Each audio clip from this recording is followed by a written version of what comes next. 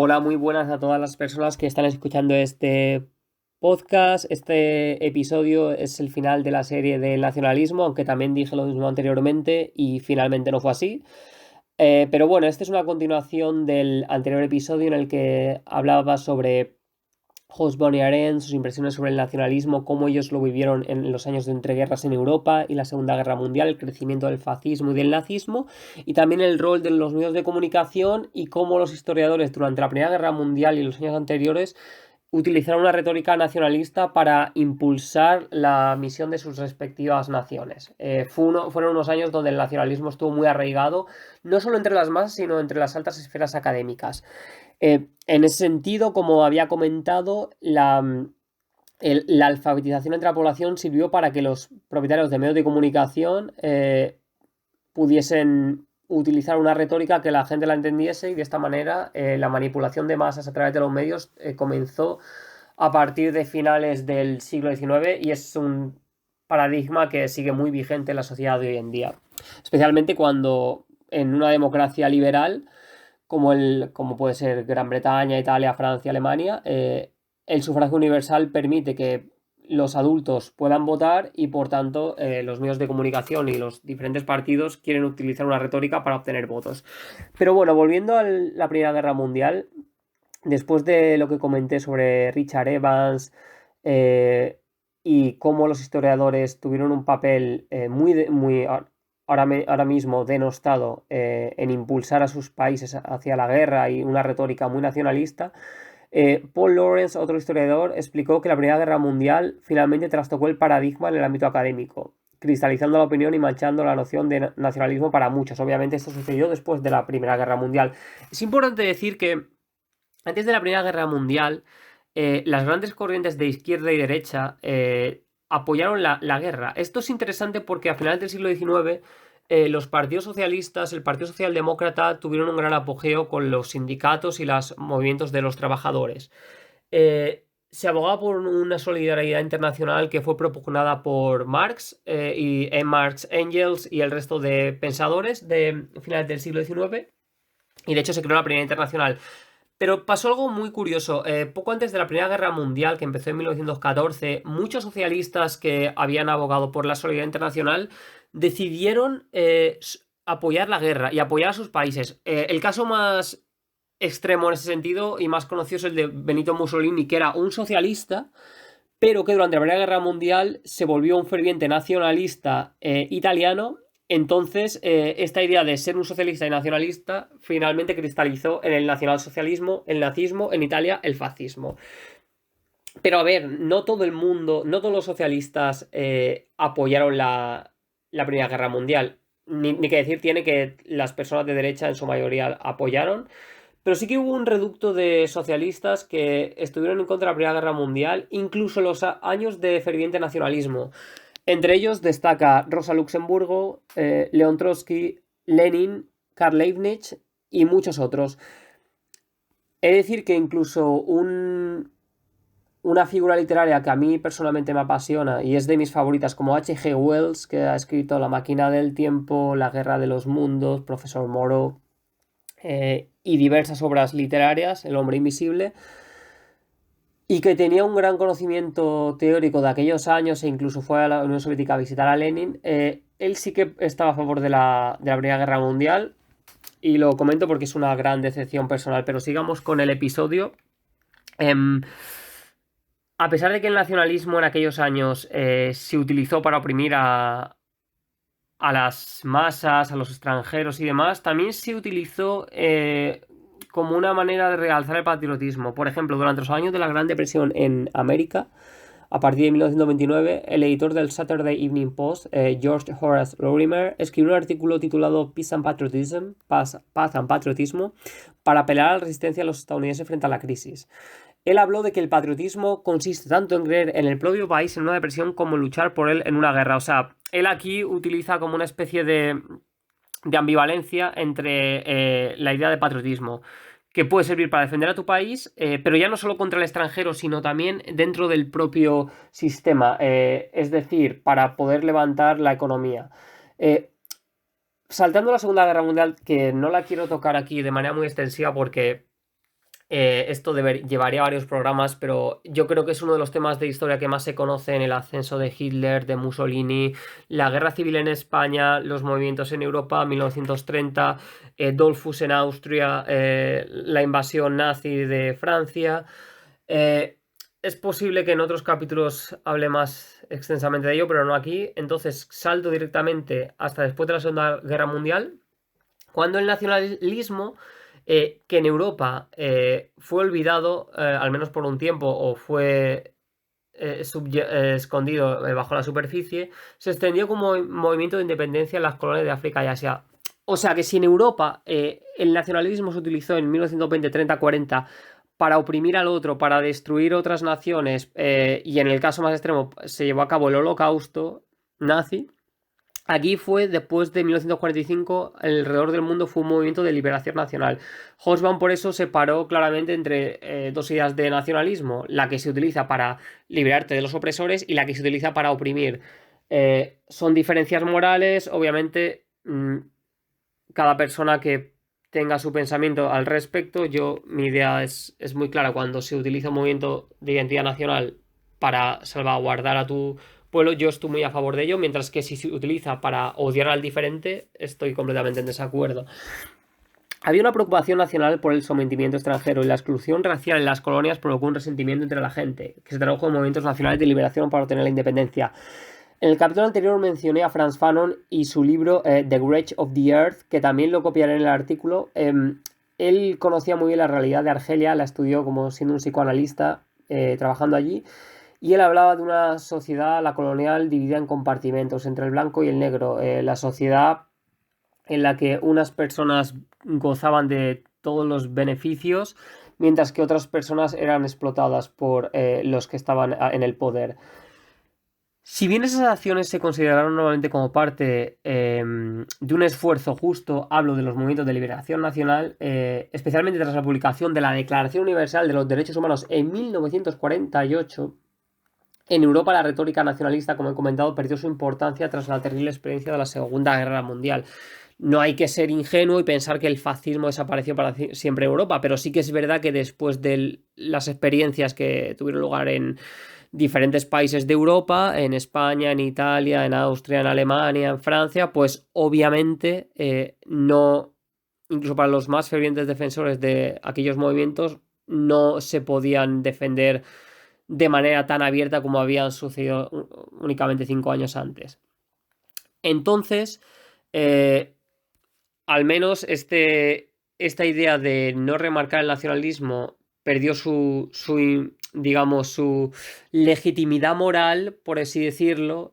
Hablo de legitimidad moral no refiriéndome a que el nacionalismo en aquellos años fuese positivo, sino que como estaba siendo tan implementado por tanta gente alrededor de Europa, incluso Churchill era un admirador de Mussolini, por ejemplo, por decir algo, por decir un ejemplo así conocido.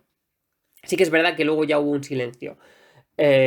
Y estos crímenes simplemente se perpetraron en las colonias, en Argelia, como un caso muy destacado, y obviamente en Vietnam. Si bien es verdad que en Europa, con la creación de las Naciones Unidas, la Declaración Universal de los Derechos Humanos, se consiguió que principalmente Francia y Alemania dejaran de declararse la guerra, como haya sucedido en los últimos 80 años, y se llevó a cabo un proceso de pacificación, que esto también hay que cogerlo con matices.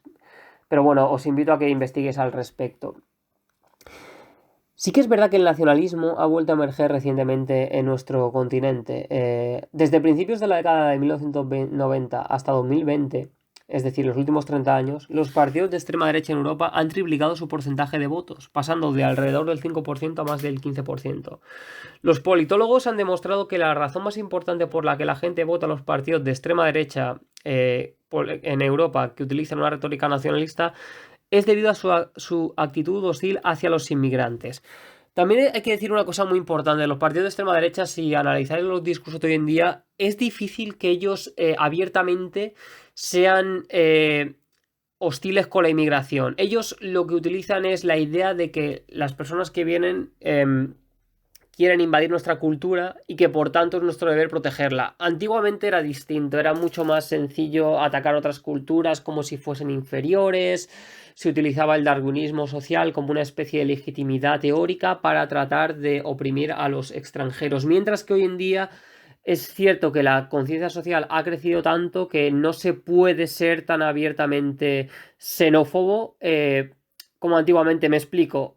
No es que la xenofobia haya desaparecido y no es que haya políticos que no lo sean, ni que no lo muestren, pero no es de una manera tan explícita como anteriormente, aunque obviamente si analizamos la historia, leemos sus discursos, vemos su retórica, sí que podemos entender que está este discurso de eh, tratando de defenderse ante una supuesta invasión del otro, el concepto de Linda Cole y del extranjero, el inmigrante, el refugiado, pues es igualmente xenófobo.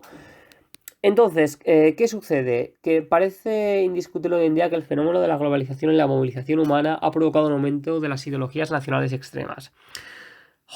Eric Hobsbawm señaló el hecho de que de manera muy mordaz, como solía utilizar él sus discursos, no hay manera más eficaz de unir a los sectores dispares de los pueblos inquietos que unirlos contra los extranjeros. De manera incluso más satírica, un pensador escocés dijo que el nacionalismo consistía en una ideología en la que estabas dispuesto a proteger a personas a las que nunca habías conocido y a odiar a otras personas a las que nunca verías.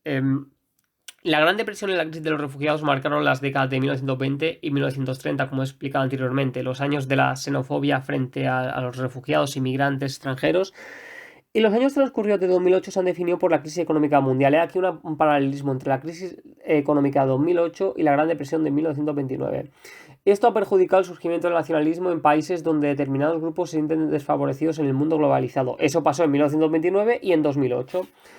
Entonces, en ese sentido, el nacionalismo, que puede ser una corriente causada por la modernidad o que tuviese su paralelismo en la antigüedad, yo personalmente me inclino por las tesis de Benedict Anderson, Ernest Gellner y Eric Hobsbawm, en la que el nacionalismo debe relacionarse con los avances de la modernidad para ser considerado como una ideología pragmática.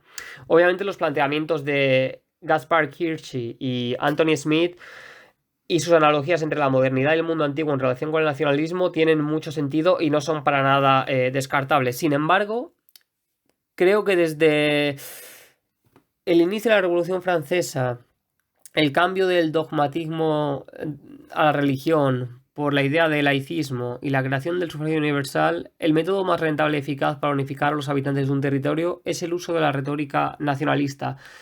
La religión, al menos en Occidente, ha perdido parte de su eficacia, como sí que sucedía antes de la Revolución Francesa, pero sin embargo el nacionalismo y la expansión de los medios de comunicación, alfabetización, ha creado que esta corriente sea una especie de analogía con la religión cristiana de los siglos anteriores.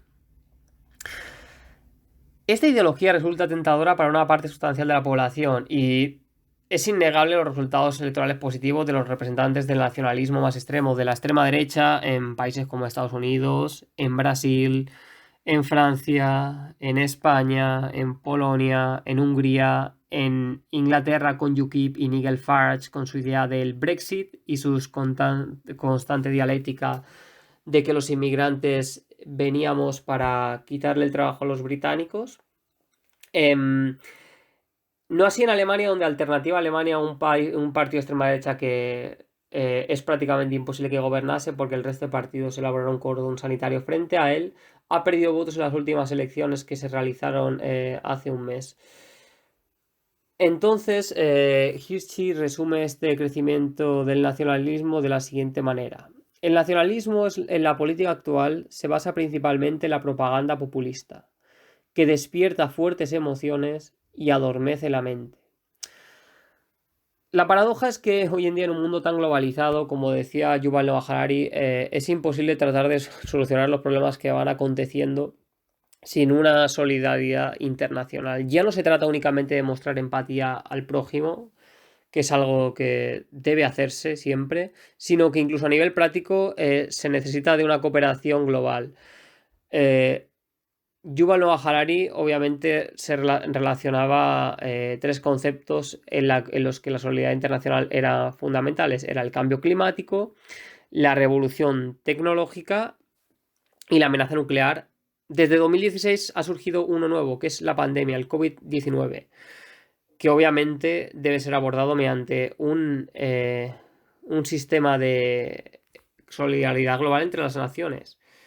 En el tema de la pandemia se ha visto que se ha creado una vacuna en un año gracias a la solidaridad entre diferentes médicos, la propuesta de recursos e incluso en Europa se ha aprobado un fondo para ayudar a los países más afectados por la crisis del COVID, como puede ser Italia, Grecia, España, los países del sur.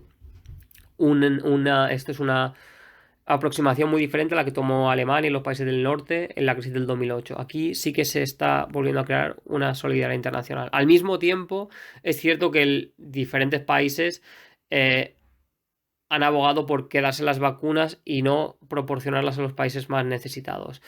En definitiva, que la idea de nacionalismo internacional y solidaridad internacional es muy compleja y espero que en estos episodios os haya podido ayudar de cierta manera a que entendáis un poco más este paradigma internacional, pero sobre todo os animo a que investiguéis por vuestra cuenta, que dudéis de todo lo que os he dicho, que os hagáis preguntas. Nadie tiene la verdad absoluta y esto de verdad que no es un cliché, es algo muy, muy importante en la sociedad política actual. Tener en cuenta que cualquier medio va a expresar la realidad de manera subjetiva, pero igual que nosotros, igual que yo en este podcast, nadie es objetivo y cualquier persona que afirme eso, os advierto que es mejor dudar de esa persona. Pero bueno, muchas gracias por vuestro tiempo y me encantaría en este final del podcast sobre nacionalismo escuchar vuestros comentarios.